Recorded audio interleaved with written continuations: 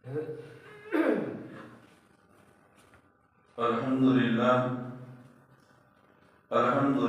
nahmaduhu wa nasta'inuhu wa nastaghfiruh wa na'udzu billahi min shururi anfusina wa min sayyiati a'malina. Man yahdihillahu fala mudilla lahu wa man yudlilhu fala hadiya lahu. Wa nashhadu an la ilaha illallah wahdahu la sharika lahu wa nashhadu anna sayyidina wa habibana wa maulana Muhammadan abduhu wa rasuluh. Faqad qala Allah ta'ala fi Qur'anil Karim, a'udzu billahi minasy syaithanir rajim. Bismillahir rahmanir rahim. Ya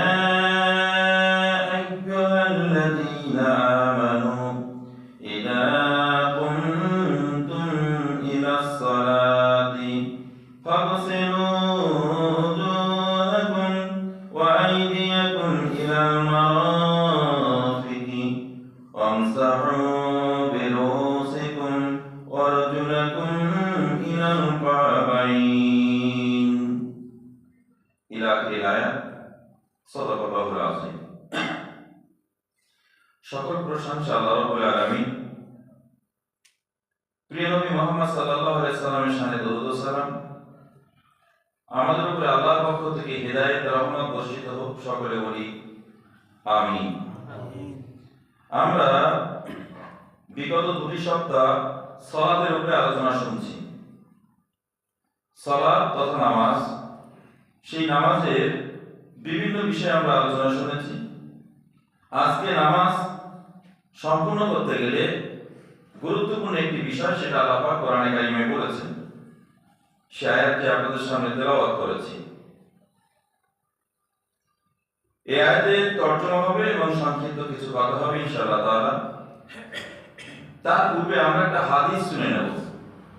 হাদিসটি আবু উমামা রাদিয়াল্লাহু তাআলা আনহু থেকে হাদিসটি বর্ণিত।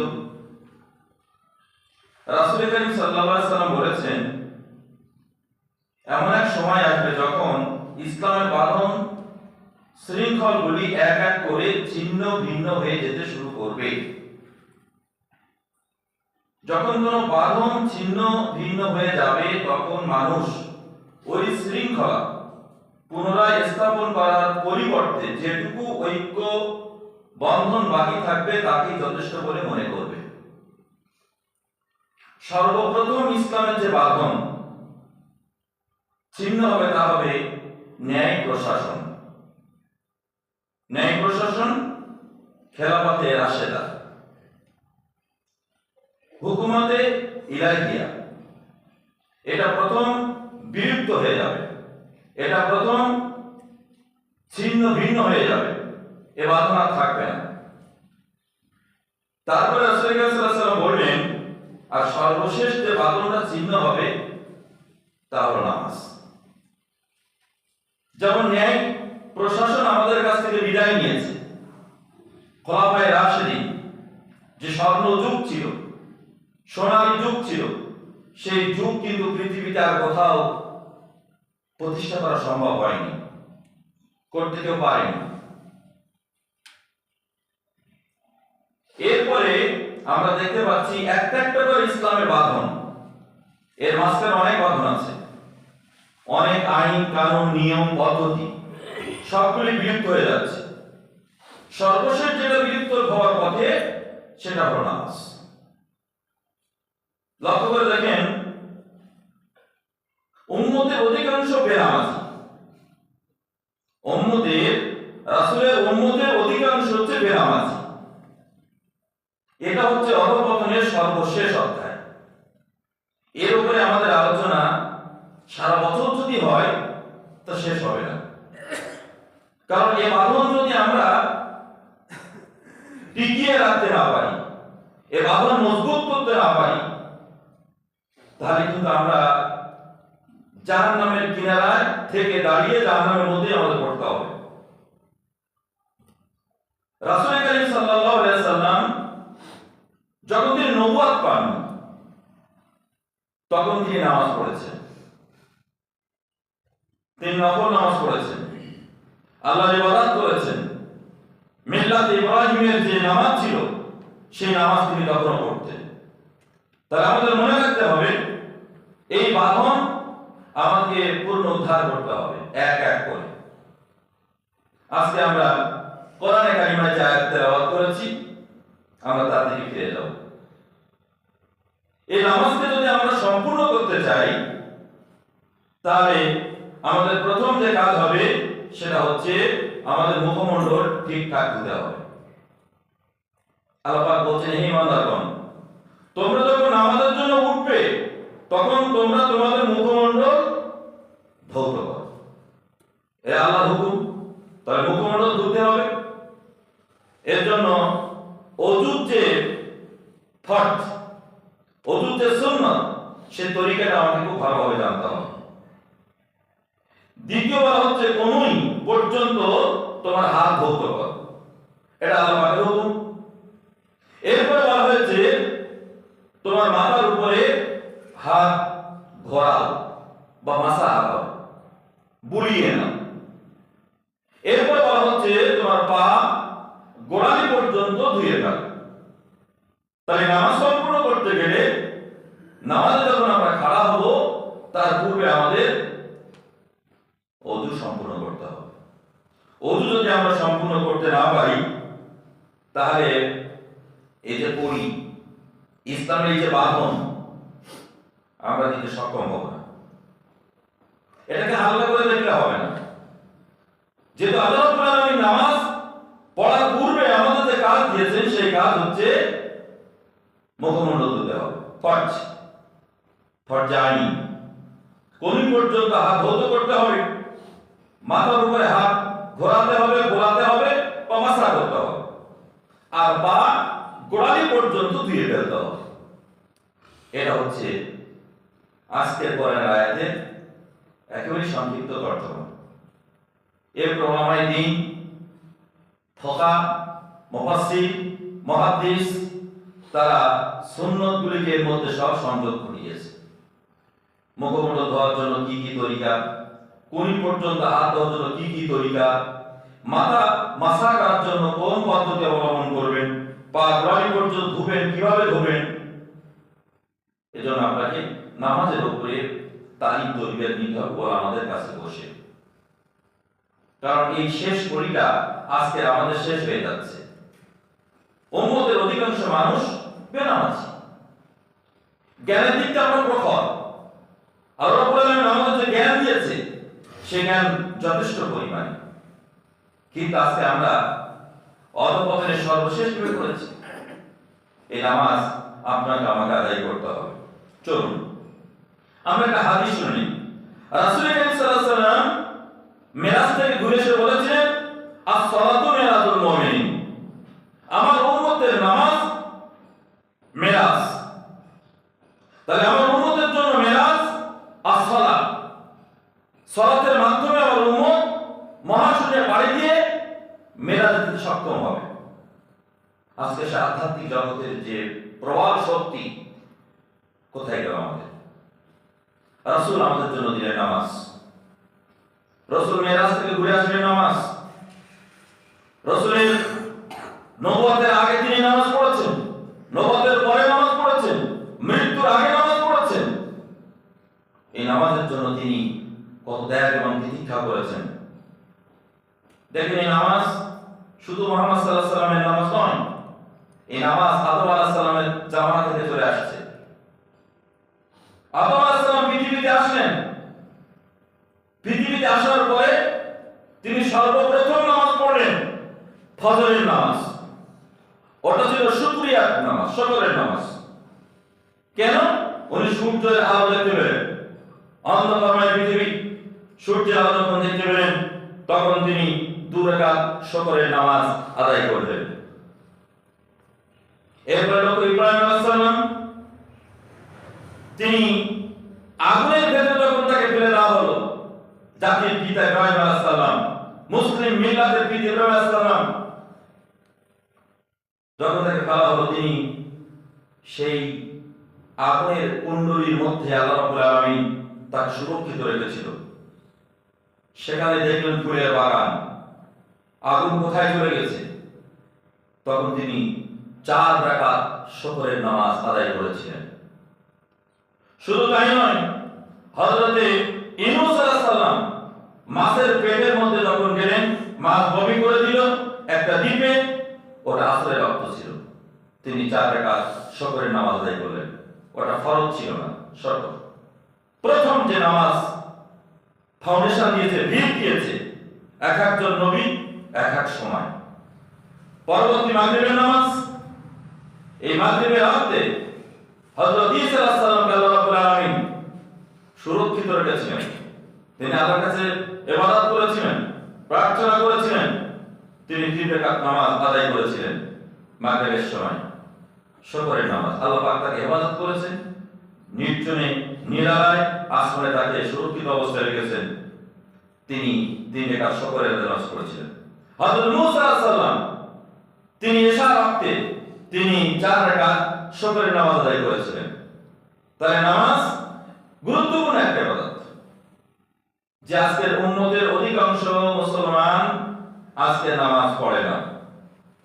নামাজ আজকে আমাদের কাছ থেকে কিভাবে বিদায় নিচ্ছে, নামাজকে কিভাবে আমরা অবহেলা করছি, অমনোযোগী। নামাজকে আজকে মানে আমরা মামুলি একটা ব্যাপার ধরে নিয়েছি, আনুষ্ঠানিক একটা ব্যাপার ধরে নিয়েছি না। এবার আসুন, এই নামাজগুলি ছিল শুকরের নামাজ। একটা নবী একটা অক্তে তারা আল্লাহ শুকর গুজার করেছে, যখন আল্লাহর কাছ থেকে কিছু পেয়েছে, শুকর করেছে। পরবর্তীতে আমাদের জন্য এটা ফরজ করে দেওয়া হয়েছে।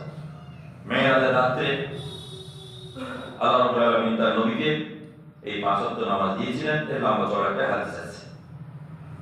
তবে আমাদের নবী আমাদের জন্য স্পেশাল কি দিয়েছিলেন? স্পেশাল সেটা হচ্ছে তাহাজ্জুদের নামাজ, বেদের নামাজ, সুন্নত নামাজ। আমরা যে সুন্নত পড়ি, বেদের পড়ি, তাহাজ্জুদ পড়ি, এটা অন্য নবী ছিল না। এটা স্পেশাল করে আল্লাহ রাব্বুল আলামিন তার নবীর মাধ্যমে আমাদেরকে দিয়েছে। লক্ষ্য করেন, আল্লাহ রাব্বুল আলামিন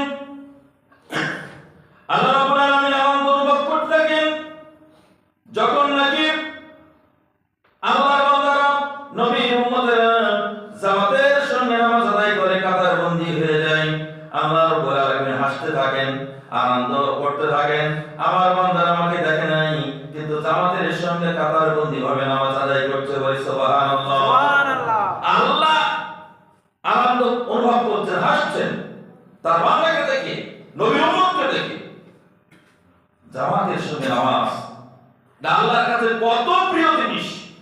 মানুষ কখন হাসে, কখন আনন্দ অনুভব করে, এটা আমাদের বলার অপেক্ষা লাগে না? এটা আমাদের বোঝার অপেক্ষা লাগে না? এই জামাত যখন মানুষ কাতারের সঙ্গে নামাজ আদায় করে, আল্লাহ রাব্বুল আলামিন আনন্দ অনুভব করেন, তিনি হাসতে থাকেন। শুধু তাই নয়, রাসূল সাল্লাল্লাহু আলাইহি ওয়াসাল্লাম বললেন, যখন আল্লাহর বান্দারা তাহাজ্জুদ গুজার বান্দা হয়, গভীর রাতে যখন তারা নামাজের মধ্যে দাঁড়ায়, আল্লাহর নবী বলেছেন, আল্লাহ রাব্বুল আলামিন তখন হাসতে থাকেন, দেখো আমার বান্দা নির্জনে নিরালায় একাকীভাবে তাহাজ্জুদ গুজার চোখের পানি ফেলতেছেন। আল্লাহ রাব্বুল আলামিন হাসতে থাকেন, আনন্দ করতে থাকেন, অনুভব করতে থাকেন। শুধু তাই নয়, যখন নাকি আল্লাহর বান্দারা, নবীর উম্মতেরা জিহাদের ময়দানে দাঁড়িয়ে থাকে রক্ত দেওয়ার জন্য, জীবন দেওয়ার জন্য, আল্লাহ রাব্বুল আলামিন যখন হাসতে থাকেন, আমার বান্দা রক্ত দেওয়ার জন্য, জীবন দেওয়ার জন্য জিহাদের ময়দানে দাঁড়িয়ে আছে। বলি সুবহানাল্লাহ, সুবহানাল্লাহ। এই 3 অবস্থায় আল্লাহ রাব্বুল আলামিন আনন্দ লাভ করতে থাকেন।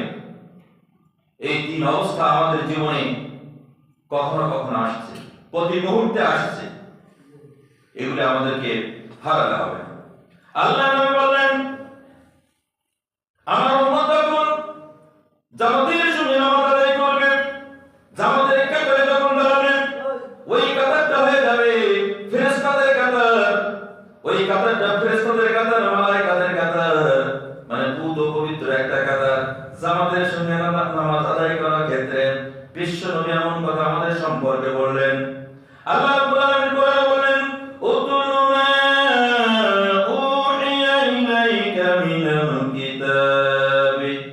وأقم الصلاة إن الصلاة تنهى عن الفحشاء والمنكر সূরা আনকাবুত আল্লাহ রাব্বুল আলামিন বলেন তোমরা পড়ো তোমার উপরে যে ওহী অবতীর্ণ করা হয়েছে ওই কিতাবের মধ্য থেকে তেলাওয়াত করো পড়তে থাকো নামাজ কায়েম করো নামাজ প্রতিষ্ঠা করো আল্লাহ পাক হুকুম করলেন আকিমিস সালাত নামাজ কায়েম করো নামাজ প্রতিষ্ঠা করো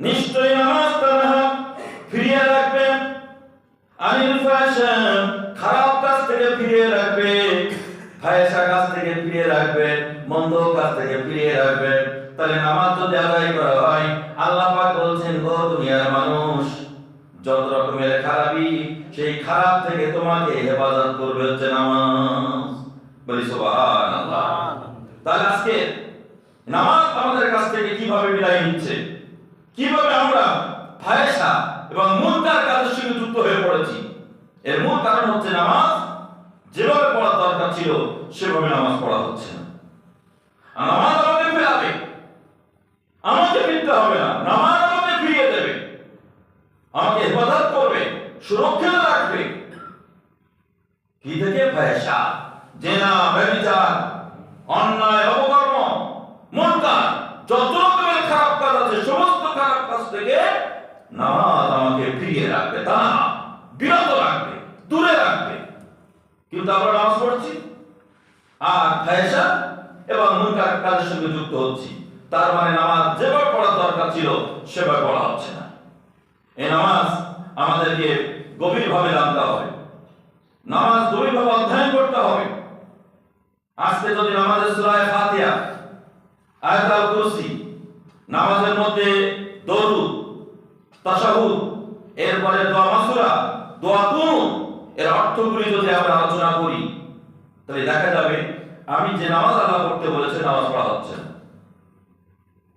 যদি আপনি দোয়া কুনুত সূরা ফাতিহা একটু গভীরভাবে ভাবেন দেখবেন নামাজের যে অর্থ নামাজের যে কর্মসূচি তার বাস্তব জীবনে নেই শুধু মুখে বুলিয়া ওড়াচ্ছি আমি মুখ দিয়ে কথা বলছি কিন্তু যেটা বলছি সেটা মসজিদের বাইরে গিয়ে তা করছি না এর অর্থ হচ্ছে নামাজ ঠিকঠাক ভাবে না জানা নামাজকে বদলানো না হয় কারণ নামাজ তো খারাপ কাজ থেকে বেরোবে নামাজ পড়ছি খারাপ কাজ করছি সম্মানিত ভাইরা এর অর্থ হলো আমাদের ঈমান খারাপ হয়ে গেছে কেমন খারাপ হয়ে গেছে একটা উদাহরণ আপনারা দেখে বুঝতে পারবেন বিষধর সাপ যখন কামড়ায় তখন আমরা নিম পাতা দেই ঝাল খেতে দেই তো বিষধর সাপ হয় তাহলে বলে পানি লাগছে ঝাল হলো বলে পানি আর নিম পাতা দিল বলে পানি এর অর্থ হচ্ছে তার স্বাদ ক্রিয়া নষ্ট হয়ে গেছে এখন আমাদের যে ঈমান গান ভালো লাগে সিনেমা ভালো লাগে আবার কোরআন তেলাওয়াত ভালো লাগে আল্লাহর কালামও ভালো লাগে তার মানে আমাদের দংশন করেছে ইবলিস শয়তান আমাদের দংশন করেছে আমাদের আক্রমণ করে শয়তান যার কারণে দুটোই আমাদের ভালো লাগে যার কারণে আমরা গুনাহ থেকে ফাহশা থেকে মুনকার থেকে আমরা বাঁচতে পারছি না ট্রিটমেন্ট করতে হবে কার ট্রিটমেন্ট করতে হবে কলবের ট্রিটমেন্ট করতে হবে ব্যাপারে একটা হাদিস আপনাদের স্মরণ করে রাসূল কারীম সাল্লাল্লাহু আলাইহি ওয়াসাল্লাম বলেছেন কি বলেছেন তিনটে সময় আব্দুল্লাহ ইবনে মাসউদ রাদিয়াল্লাহু তাআলা হাদিসটি বর্ণনা করেছেন তিনটে সময় যদি তোমার কলব মৃত থাকে তাহলে জানতে হবে শয়তান তোমাকে দংশন করেছে কোন সময় যখন কোরআন তেলাওয়াত করা হয় তোমার মধ্যে চেতনা আসলো না কোরআন তেলাওয়াত শুনতে ভালো লাগে না কোরআন যখন শোনা হয় এই সময় ভালো লাগে না কোরআনের তেলাওয়াত ভালো লাগে না যখন কোরআনের আলোচনা হয় তখনও ভালো লাগে না যখন জিকির করা হয় দ্বীনের আলোচনা করা হয় তখনও ভালো লাগে না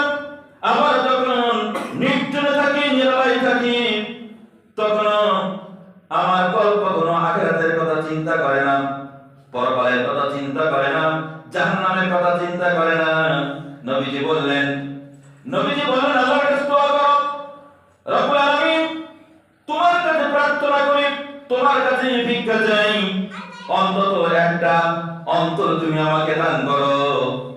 যখন কোরআন শুনবো তখন চোখ দিয়ে যেন পানি পড়ে, অথবা যখন কোরআনের কথা কেউ বলবে, আলোচনা করবে, যখন জিকির করব তখন যেন আমার চোখ থেকে পানি পড়ে, অথবা যখন নির্জনে নিরালায় যাব তখন যেন আমার যেন নির্জনে নিরালায় বসে যেন তোমাকে স্মরণ করতে পারি। তাহলে তিনটে সময় যদি আপনার অন্তর আল্লাহর জন্য না কাঁদে, তাহলে তিনটে অন্তরের একটা অন্তর আপনার কাছে নাই। এখন আল্লাহর কাছে ভিক্ষা দেওয়ার কথা বলা হয়েছে, আল্লাহর কাছে প্রার্থনা করো একটা অন্তর যেন আল্লাহ পাক আপনাকে আমাকে দান করেন, আর সেই অন্তর দিয়ে আল্লাহকে যেন জানাতে পারি, বলতে পারি, ভাবতে পারি, চিন্তা করতে পারি। বলি সুবহানাল্লাহ। সম্মানিত ভাইরা, রাসূলুল্লাহ সাল্লাল্লাহু আলাইহি ওয়াসাল্লামের একটি হাদিস, এটা বাবুদের জন্য।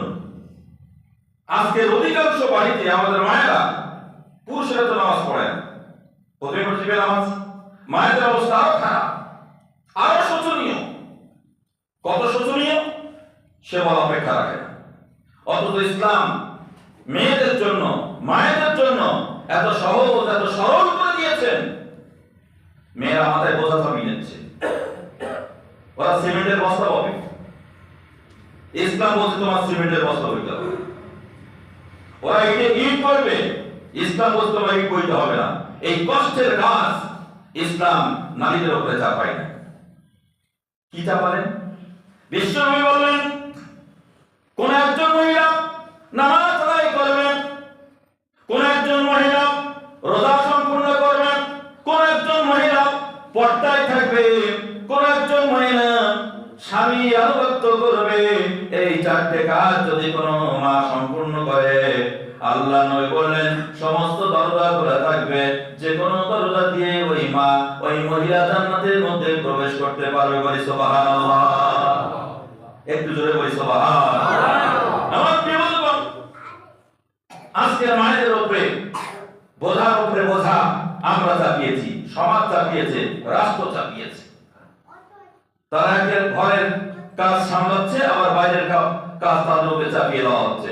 ইসলাম তাদের জন্য করেছে আসান, সহজ করেছে, সরল করেছে। ভারী কাজ, যে কাছে বহন করতে পারবে না, সে কাজ আল্লাহ তাআলা চাপান। আমার প্রিয় বন্ধুগণ, এই জন্য মায়েদের কাছে বার্তা পৌঁছাতে হবে, মায়েদের কাছে কথা শোনাতে হবে। নামাজ সম্পর্কে আপনাদের একটা ফজিলতপূর্ণ কথা বলি। আমরা তো আমাদের নামাজ পড়ি না, আমি প্রথমেই বলেছি এগুলো আমরা জানি। জানার দিক থেকে আমরা কিন্তু সকলেই পণ্ডিত, জ্ঞানী। আমলের দিক থেকে আমরা বোকা, কিছু জানি না। যখনই আমলের কথা বলা হয় তখন ন্যাকা সাজি, বোকা সাজি।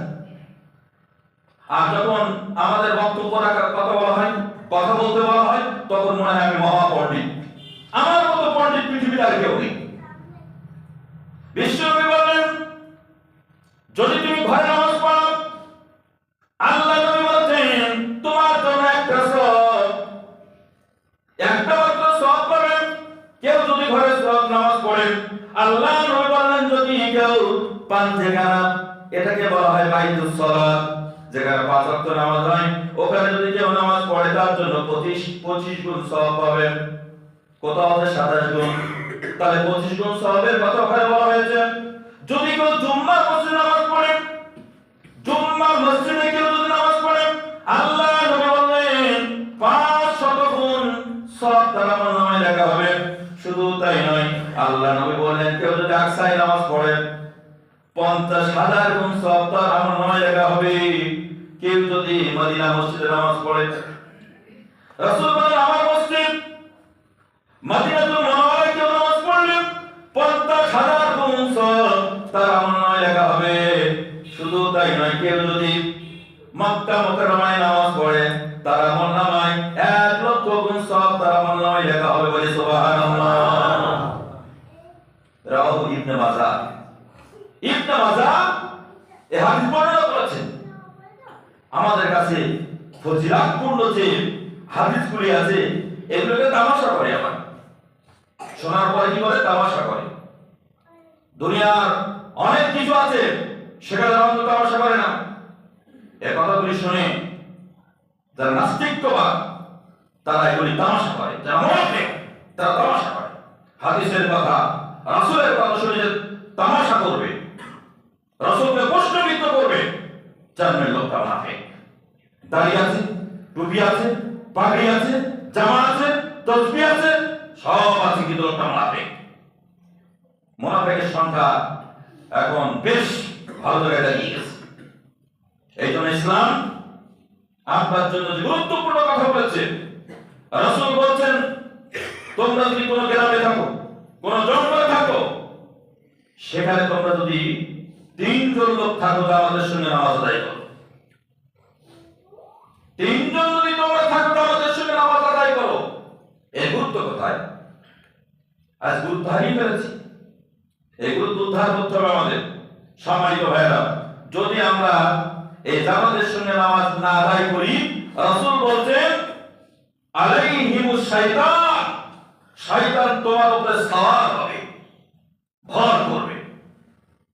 তাহলে আমাদের জোটবদ্ধ হয়ে থাকতে হবে, ঐক্যবদ্ধভাবে থাকতে হবে জামাতের মাধ্যমে, নামাজের মাধ্যমে। এই নামাজের জামাত এটাকে অবহেলা করলে হবে না।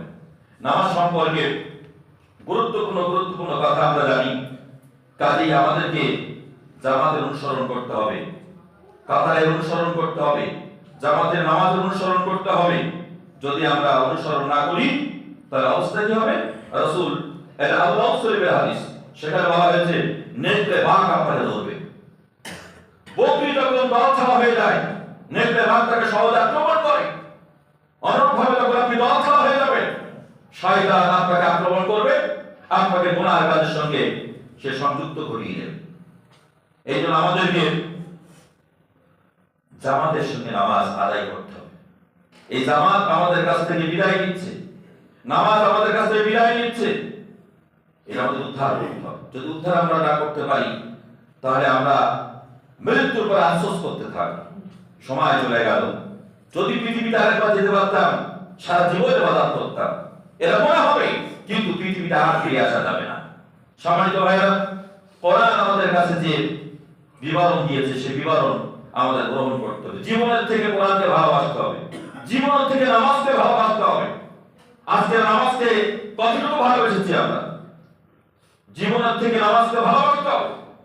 নামাজ তো আমাকে গোনা থেকে দূরে রাখবে, নামাজ তো আমাকে গোনা থেকে দূরে রাখবে। নামাজই তো করি না, এটাকে ঠাট্টা তামাশার বস্তু বানিয়েছি। এগুলি আমরা যে ওই মানে সিস্টেম পালন করি, না করলে নয়, আচ্ছা না করলে নয় তাই, কিন্তু নামাজ আপনাকে পড়তে হবে। সাহাবায়ে কেরাম যেমন নামাজ পড়েছে, নবীরা যেমন নামাজ পড়েছে, নবী হবে আপনার দৃষ্টান্ত। দৃষ্টান্ত আপনাদের সামনে আগামীতে ইনশাআল্লাহ তুলবো যে নবীরা কিভাবে নামাজ আদায় করেছে, সাহাবায়ে কেরাম কিভাবে নামাজ আদায় করেছে, আল্লাহর ওলিরা কিভাবে নামাজ আদায় করেছে। আমরা ওই জায়গা থেকে দূরে সরে গেছি, আমরা সভ্যতার অনেক আগে চলে গেছি। সভ্যতা আধুনিকতায় আমরা প্রথম পৃথিবীতে, কিন্তু ইসলামের সংস্কৃতি, ইসলামী কালচারে আমরা অধঃপতনে চলে গেছি। যেটা হাদিসে বলা হয় অধঃপতন, অধঃপতনের শেষ পর্যায়ে চলে গেছি আমরা। অধিকাংশ লোক আমরা নামাজ পড়তেছি, বাড়িতে আমাদের ফোন চর্চা হচ্ছে। কত বাড়িতে 5টা ফোন, 5 জন মেম্বার 5টা ফোন, নামাজ নেই। ওই ফোন থেকে জ্ঞান চর্চা হচ্ছে, নামাজ চর্চা হচ্ছে, নামাজ সময় নামাজ পড়ে না, কোরআন চর্চা হচ্ছে। তার মানে আধুনিক সভ্যতা আমরা সাদরে গ্রহণ করেছি, আর ইসলামী সংস্কৃতি, ইসলামী কালচার, ইসলামী তামাদ্দুন এটা আমরা পা দিয়ে দূরে ফেলে দিয়েছি। ওটা পরে না ভাই, আমাদের ভুল হচ্ছে। আমি আপনাদের কাছে কথা বলবো না, এই গুরুত্বপূর্ণ যে কথাগুলি বললাম, আল্লাহ রাব্বুল আলামিন আমাদের এগুলি আমল করার তৌফিক দান করুন। সকলে বলে আমিন, জোরে বলে আমিন। নামাজের যে বিষয়টা বললাম, এই নামাজ আপনারা খেয়াল করুন। ওযু আজকে আমরা ঠিকঠাক ওযু করছি না। ওযু আর যদি বিজ্ঞান আলোচনা করা হয়, একটা বিরাট পাঠ আলোচনা আছে। এই ওযুকে নিয়ে চিকিৎসা বিজ্ঞান মানে গবেষণা করেছে, চিকিৎসা বিজ্ঞান গবেষণা করেছে ওযুকে নিয়ে। আপনি সারা দিনে 5 বার যদি আপনি মাসাহ করেন, মুখ ধোন, কনুই ধোন, এরপরে পাক হতে পারেন, বলছে বিভিন্ন রোগ থেকে, জীবাণু থেকে এবং পাগলামি থেকে এই লোকটা সুস্থ থাকবে। বলি সুবহানাল্লাহ। চিকিৎসা বিজ্ঞান এই ওযু নিয়ে গবেষণা করেছে। রাসূলের সুন্নাত আর বিজ্ঞান কত সংঘাত নেই। আমি আপনাদের অনুরোধ করব এই ওযু আমাদের নিয়মিত করা দরকার। ওযুর ব্যাপারে আপনাদের বলেছি এর আগে একটা ঘটনা। শুধু ওযু করার কারণে, শুধু ওযু করার কারণে হযরত বিলাল রাসূলের নিকট পড়তে হয়েছিল। বলবেন না সুবহানাল্লাহ? সুবহানাল্লাহ। বিশ্বনবী যখন সিদরাতুল মুনতাহায় ছিলেন, আল্লাহর নবী যখন সিদরাতুল মুনতাহায় ছিলেন আর জিবরাইল চলে গেলেন, আল্লাহর নবীর একাকিত্ব, একা একা থাকা অনুভব করছিল। এই সময় তার মনে হলো আমার চারিদিকে হযরত বিলাল ঘোরাফেরা করছেন। রাসূল কারীম সাল্লাল্লাহু আলাইহি সাল্লাম মেরাজ থেকে ঘুরে এসে বললেন, বিলাল তুমি কি আমল করো? বিলাল বলল, ইয়া রাসূলুল্লাহ, আমি যা করে আপনি জানেন, আমি তো আপনার খাদেম। আল্লাহ নবী বললেন, না তুমি এক্সট্রা কি আমল করো বলো। ইয়া রাসূলুল্লাহ, যখন আমার ওযু নষ্ট হয়ে যায় তখন ওযু করে নেই। বিশ্বনবী বললেন, তুমি এই আমলটা কখনো ছাড়বে না। এই আমলের কারণে সিদরাতুল মুনতাহায় আমি যখন একাকিত্ব মনে করছিলাম তখন তোমাকে অনুভব করেছি। বলি সুবহানাল্লাহ। জোরে বলি সুবহানাল্লাহ। তাহলে আজকে আমাদের স্মরণ রাখতে হবে ওযুর ব্যাপারে গাফিলতি নয়। রোগ থেকে বাঁচবেন, অসুখ থেকে বাঁচবেন, পাশাপাশি এর মান আর মর্যাদা সিদরাতুল মুনতাহায় পৌঁছিয়ে হযরত বিলাল রাদিয়াল্লাহু তাআলা কে। ওয়া আখিরু দাওয়ানা আলহামদুলিল্লাহি রাব্বিল আলামিন।